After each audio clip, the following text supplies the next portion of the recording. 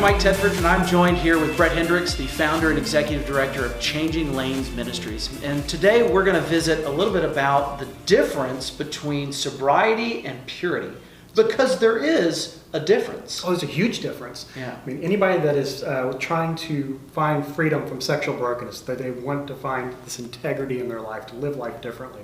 If they've been struggling with porn or the full-out affairs to whatever it is in that sexual brokenness, the idea is that I'm supposed to be pure. I'm supposed to be seeking purity. That's what I want. And that's a hard standard to achieve. It is, especially when we've lived a life for whether it has been months, years, even decades of struggling and brokenness. The idea of purity is, I've been trying to get there, but every time I do, I fail.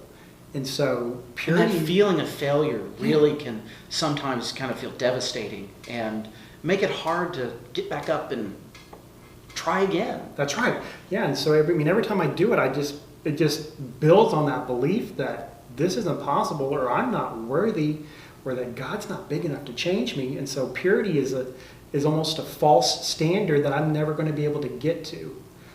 But that's where sobriety comes in.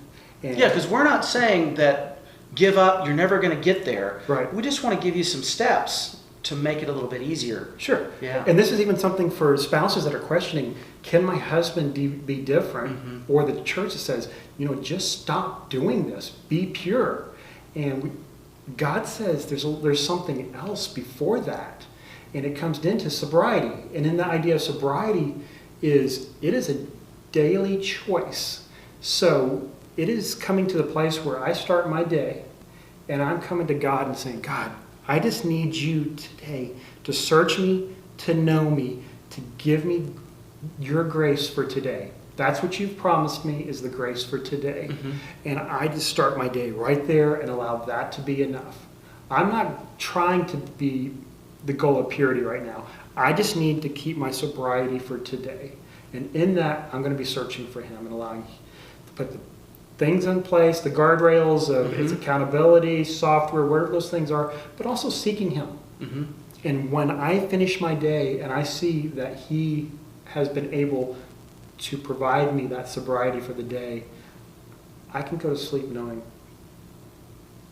I was pure that day. And really, it doesn't necessarily have to be I guess I'm gonna drill down a little bit closer. Sure. You talk about the sobriety for the day or the grace for the day, but it may very well be the grace for the hour or the sobriety for the hour, just depending on where the person is in their walk and kind of that journey that they're on. Yeah. God, give me the grace for this hour. Give me what I need that I can maintain sobriety for this hour. And the amazing thing is you start building hour by hour, and eventually, 24 hours becomes a day. That's right. And because when this idea of getting to purity, which seems so far out there, I've just made it through today, and then I go to the next day and I do the exact same thing, and when those hours and days start building, I look back, and what was purity way over there, I'm closer to it now than I ever have been before.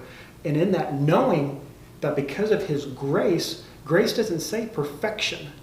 And so if something happens to me on this journey, that grace for the day also allows me to know that I'm forgiven and that I can continue on in that moment. I'm not doing a hard reset. Well, and the great thing about God is that every second comes with a second chance. That's right. And so if there's that moment where, oops, I messed up, I didn't make it right now, it's just we're going to start over in the next moment. And there's nothing, I don't want to say there's nothing wrong with that, but where you're just at is that God is giving you the grace just to start over again.